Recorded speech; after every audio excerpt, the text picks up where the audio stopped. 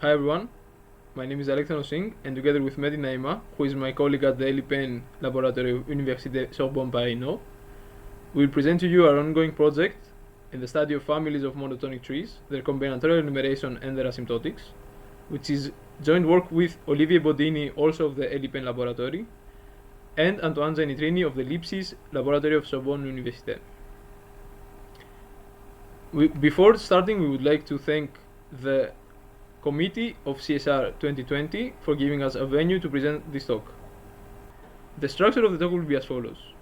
We'll begin with an introductory section where we will discuss some required preliminary notions as well as our main result, before moving into an application section where we'll discuss some applications of our main result in the asymptotic enumeration of various families of increasing trees, before moving on with a presentation of the main proof ideas, and concluding with a general discussion of our project and possible future directions. The objects of our study are monotonic trees. We begin with a definition of strictly monotonic trees.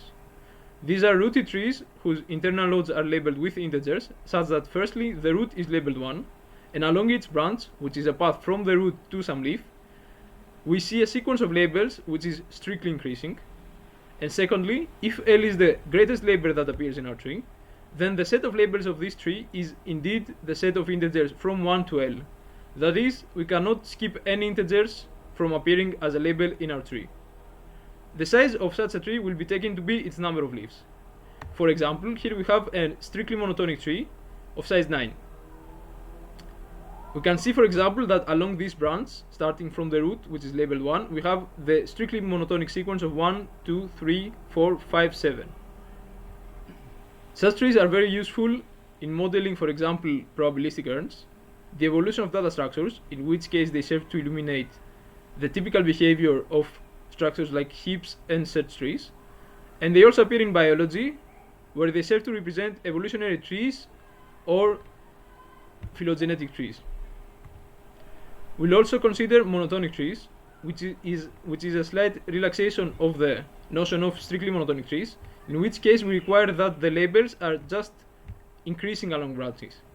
For example, in this case we have the following monotonic tree, where we have this branch 1, 2, 3, 3, 4, 5, and we see we have a repetition of the label 3, which would not be allowed in the case of strictly monotonic trees. Such trees have been studied before. In combinatorics, we have, for example, the study of increasing trees with no label repetitions, which is a subclass of strictly monotonic trees. We have the study of monotone functions on trees, which is a related notion in which the root can have any label, and the label set need not be contiguous. That is, we can skip some integers from appearing as labels of internal nodes in our tree.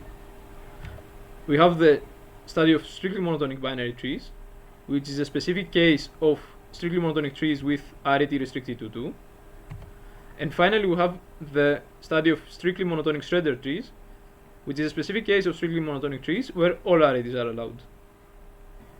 A very useful notion in the study of varieties of trees is the notion of degree functions.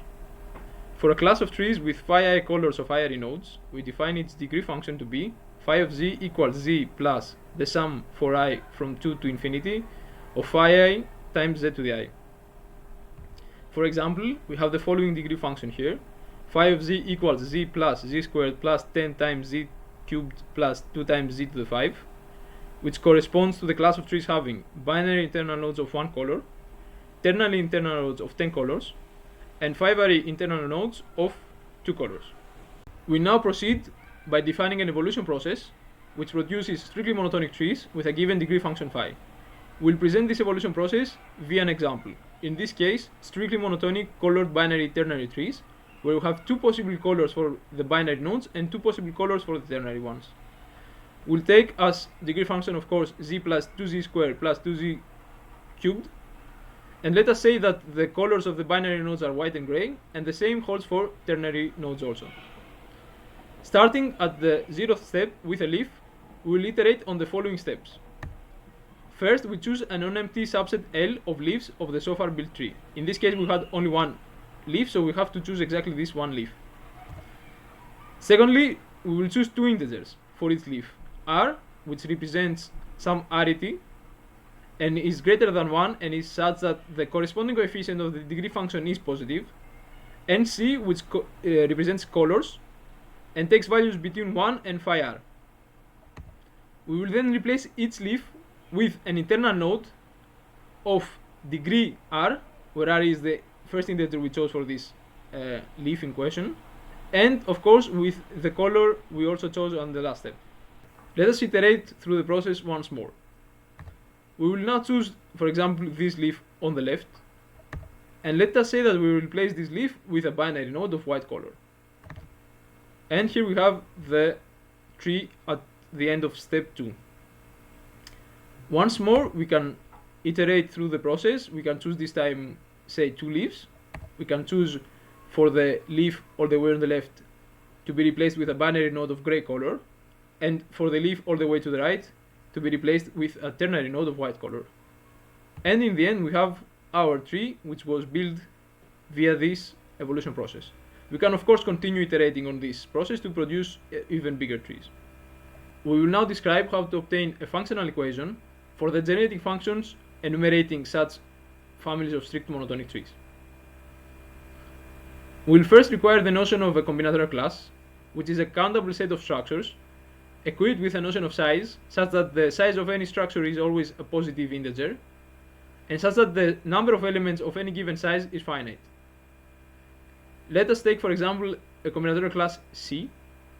Then we define its generating function C of z to be this power series, the sum from n equals 0 to infinity, of Cn times z to the n, where Cn counts the number of objects in C of size n.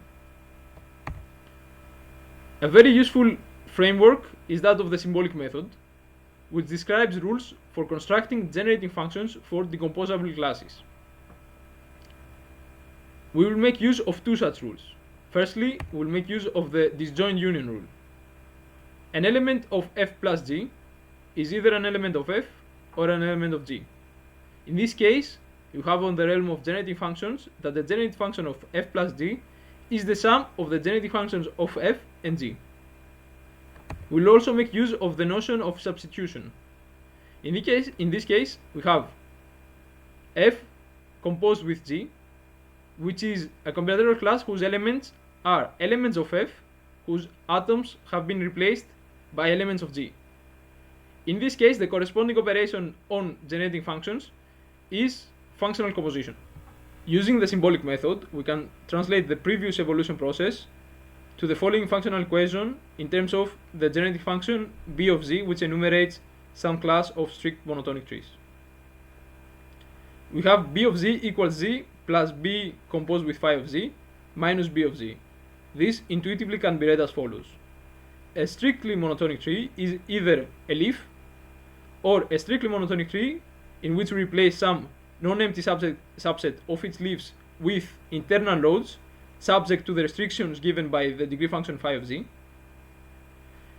We will note here that we make use of the non-constructive operation minus b of z, which intuitively corresponds to our requirement that at every step of the evolution process, a non-empty subset of leaves is chosen.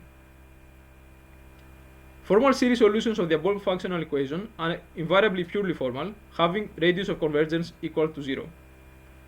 This means that they do not represent some analytic function at 0, and so the usual tools of analytic combinatorics cannot be brought to bear on this problem. We will now present to you the main result of this talk. Let b sub n, parameterized by phi, be the number of trees of size n built via the previously described evolution process having a given degree function phi.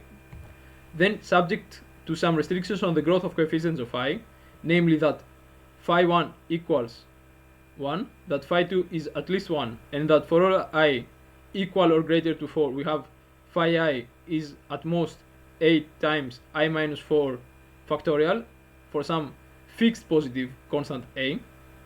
We have that the number of such trees is asymptotically kappa phi times n minus 1 factorial times phi 2 over log 2 to the n times n to the phi 3 over phi squared minus 1 times log 2 for some positive constant kappa phi. In other words, only the coefficients of the second and third terms of phi of z matter. in the first order asymptotic behavior of the number of such trees. Some known results in this direction are the enumeration of 2-3 trees with degree function z squared plus z cubed, in which case we have that the number of such trees is asymptotically omega n times 1 plus square root of 5 over 2 to the n for some slowly varying function omega. The enumeration of strictly monotonic binary trees with degree function z plus z squared, in which case we have asymptotics of the form alpha times n minus 1 factorial times n to the minus log 2 times 1 over log 2 to the n, which fits the asymptotic form described in the previous theorem. And finally, we have the enumeration of strict monotonic trees, of strictly monotonic Schroeder trees, which have a degree function z over 1 minus z, which corresponds to the fact that every arity is allowed, in which case we have asymptotics of the form vita times n minus 1 factorial times 1 over log 2 to the n. We'll now proceed with some applications of the previously presented result. Firstly, let us discuss a surprising change of asymptotic behavior in the table we just presented. For the binary case, we had asymptotics of the form alpha times n minus 1 factorial times n to the minus log 2 times 1 over log 2 to the n. For the case of Schroeder trees, where all degree arities are allowed, we had asymptotics of the form kappa times n minus 1 factorial times 1 over log 2 to the n. We can notice that indeed we have here a polynomial term of the form n to the minus log 2, which vanishes when one allows not only binary nodes, but also ternary and so on. Indeed, our theorem shows that the transition in the asymptotic behavior happens exactly once we allow for ternary nodes. For example, if phi equals z plus z squared plus z3, you have asymptotics of the form vita times n minus 1 factorial times 1 over log 2 to the n. And we see that the polynomial term has already vanished. At this point, my colleague Naima will take over the talk and present to you the notion of monotonic trees. Hi everyone, so I am Naima. I will continue the talk from Alex. So we have been talking so far about strictly monotonic trees, which are trees such that along each branch of the tree the labelings are strictly increasing, and the size of the trees are counted by their number of leaves. So the relaxation that we talked about in the beginning of the talk, so we call this relaxation monotonic trees. So in these trees we allow for label repetition along the branches. So from now on, along each branch, the labelings are not strictly increasing anymore, but they are weakly increasing. Okay. So it turns out that these trees can also be built using an evolution process. We will see in the next slide how we do it, and we will see how our analysis of the preceding model of strictly monotonic trees also extend to this model. So to illustrate the evolution process for monotonic trees, we will do it on an example of monotonic binary trees. So far, the degree function phi of z, in the first evolution process we have seen it as node degrees and colors, whereas now in this evolution process phi of z will be a class of unlabeled trees. And so when we choose some element inside phi of z, we will put, instead of a node with a color, we will put a shape, an unlabeled tree. Okay, let us see how this goes. So the evolution process starts as before with a single leaf at iteration step 0. So then we start the evolution process, and the first step that we make So as before, we choose a non-empty subset of leaves of the tree that we have been building. So in this case, we have only one leaf. Then we need to choose an integer r which will represent the size of the new shape that we add to the tree, and we will also choose a c which will be between 1 and phi of r. So since now in phi of z we have shapes and no more nodes with colors, so it means that if we choose, like here we choose the integer 4, it means that we need to put a shape, one of the shapes of size 4, one of binary plane trees of size 4. So here we see that this binary tree has exactly 4 leaves. Okay, so we replace the leaf node with this shape, and each internal node of the new shape gets the label of the step, which in this case is I, which is equal to 1. Okay, so we can iterate again the evolution process. So here we choose one leaf. This time we choose integer 3, so we will choose one of the shapes of size 3. So this is a binary tree of size 3. So we replace the leaf by this tree, and they all get the label of this. The internal nodes of the new tree get the label 2, which is the label of the actual step. Then we can do it again. So we select, say, 2 leaves, these 2, and we choose an integer for each one of them. So here we choose 2, here we choose 4. So for 2 we have only one shape which is of size 2, so we will replace it. And for 4 we will choose one of the shapes of size 4. So here we have 1, 2, 3, 4 leaves, and all the internal nodes get label 3. Okay, and so now in the end we have this monotonic binary tree, and as we can see, the labels along each branch are not strictly increasing, but they are weakly increasing. Okay, and the size of the tree is 10. Okay. Okay, so the last evolution process, when we translate it as we did with the first evolution process, give the same functional equation. So we have the same specification, just the phi function, our view of the phi function changed only. Okay, so the theorem that we presented also still holds. So some interesting classes that can be built with this new evolution process are monotonic binary trees, as shown in the previous example, monotonic Schroeder trees, and monotonic Emery trees. So for the monotonic Emery trees, we don't have an asymptotic result, but we have a way to enumerate them. Okay, so generally, if we want to construct some class of monotonic trees, we can take phi of z to be some class of tree, some class of plane tree of a simple variety of tree. Okay. Of course, we require, as we had before, that we have no unary nodes, because we would have a problem to define the combinatorial class. So we take any shape of a simple variety of tree, and we can plug this phi function to get a monotonic version of this simple variety of tree. Okay, which we can call it m of t for monotonic version of the simple tree t. So the trees built with this evolution process, they all belong to t, but now they are labeled in a monotonic manner. Okay, so we can conclude some examples. So now we make a comparison for different increasing labelings of binary trees.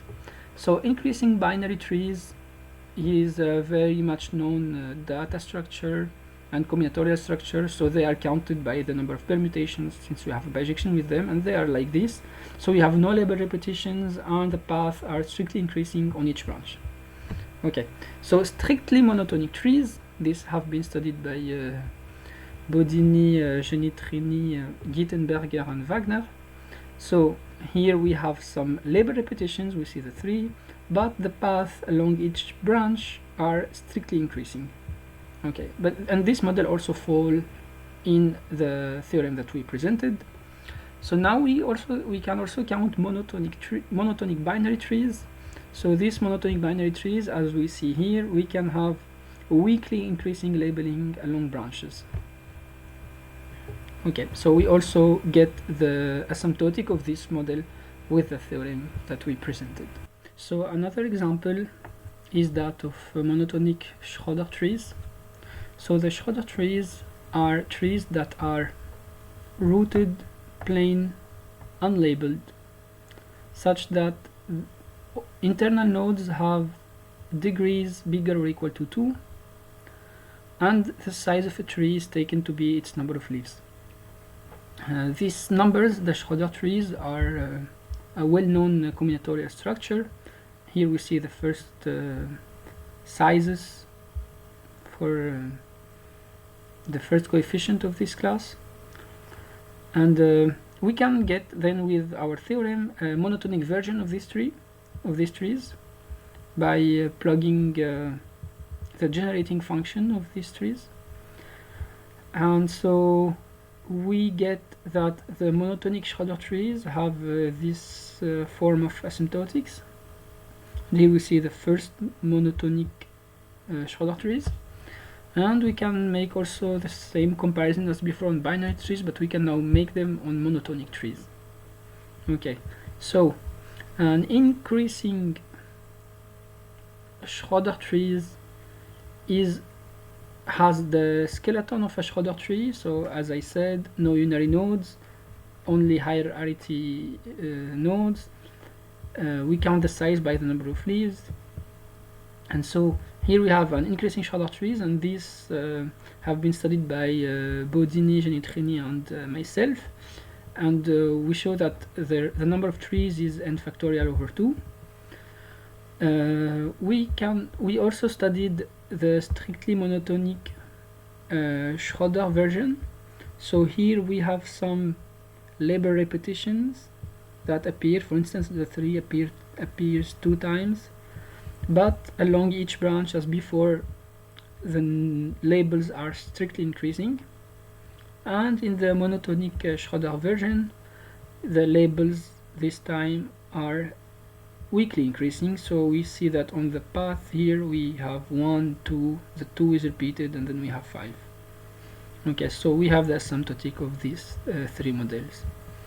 Okay, so for the monotonic Emery trees, as I said, we can plug the okay, let us first mention that the strictly monotonic Emery trees have been studied.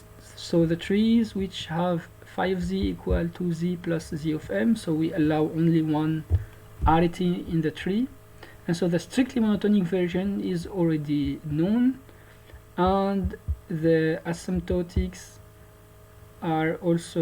is also done by the authors that I mentioned before. So with our evolution process, we can enumerate monotonic Emery trees. So they are the version where along the branches we have weakly increasing labeling. Okay, so as we saw for the binary trees, we plug the generating function of the corresponding Emery tree that we want, and we get the monotonic Emery tree. However, our theorem for m bigger than 2 does not hold, since 5, 2 will be equal to 0 in this higher arity monotonic Emery trees. Okay, so it is still an open question to know what is the asymptotics of monotonic Emery trees. Now I go to give you some ideas of the proof that we made. So we remind you that this is the functional equation that we obtained from the evolution process. Now, from this we can do some coefficient extraction and get this following recurrence, which involve some coefficient extraction on the phi function. Okay, so we use b of n rather than b and phi just for simplicity, but it is always parameterized by phi, of course. It is also possible to get another recurrence in which we don't have coefficient extraction anymore, but which involves some integer partitions. So here the set A and K of phi is in bijection with the integer partitions of n into k parts. Of course, with some restrictions that comes from the set of allowed degrees in phi. Okay, so we could get this recurrence, and in fact this is the recurrence that we work on. So a summary of the approach we used for the proof is at first to try and understand what are the node degrees that appear the most in the tree. And so with a careful study into the recurrence, we see that the node that appears the most at each iteration steps are either some binary nodes. So if we have chosen a subset of leaves, they will almost all get expanded into binary nodes, and from time to time they do get expanded into a ternary node. So we will isolate the terms that contain binary nodes and the terms that contain one ternary node in the recurrence. Okay. After isolating these terms, we take the whole recurrence and we rescale it by 1 over n factorial. The rescaling part is because, as we have seen before, the functional equation we get has a null radius of convergence. So by rescaling the coefficients by 1 over n factorial, we get back a convergent power series.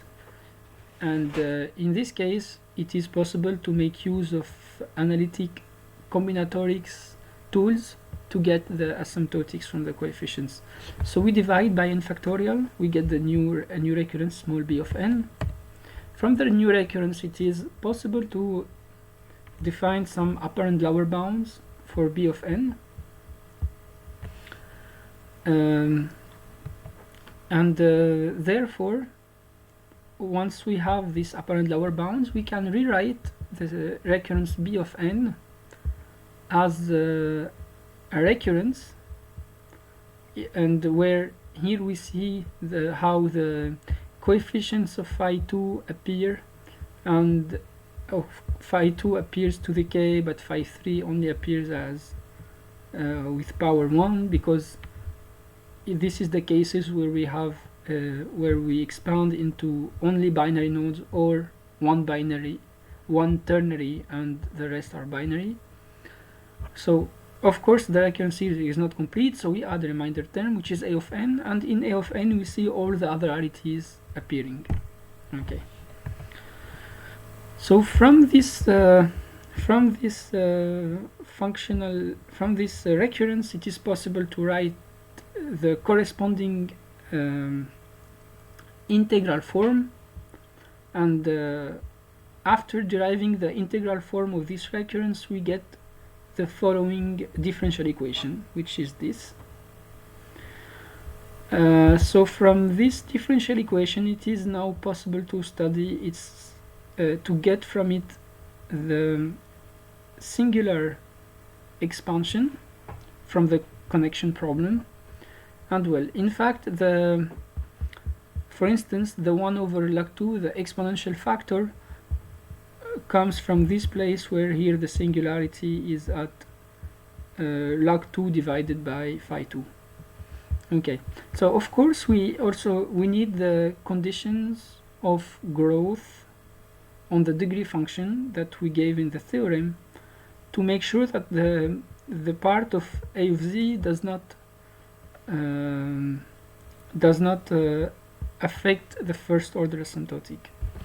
And okay, so from the differential equation it is possible to get the asymptotic behavior, and also to get the right growth conditions on phi such that a of z will not perturbate the first order asymptotic. And so finally from this we show that A of z, if phi z is subject to the right growth conditions, A of z will only play a role in the constant term of the first asymptotic order.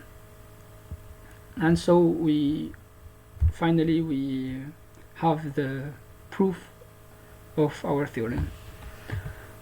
As a conclusion and for future work, so to conclude, I also want to mention that we have a second theorem in our paper where we include the study of phi structures, but where now we allow for unary nodes.